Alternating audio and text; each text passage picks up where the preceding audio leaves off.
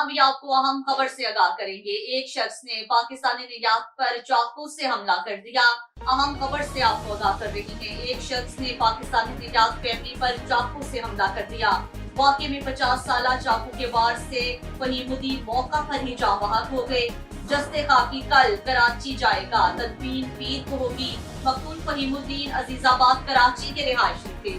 Germany में जुनूनी शख्स का पाकिस्तानी फैमिली पर चाकू से हमला, अहलिया और बेटी शदीद जख्मी। बेटियों ने कमरे में छुप कर जान बचाई।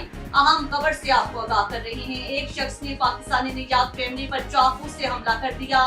मकतूल फहीम 50 साला मौका पर ही जाँ बहक हो गए। जस्ते खाकी कल कराची पहुंचाया जाएगा, तदफीन पीर को होगी। जबकि बेटियों ने कमरे में छुप कर जान बचाई। मकतूल फहीमुद्दीन अजीजाबाद कराची के रिहायशी थे।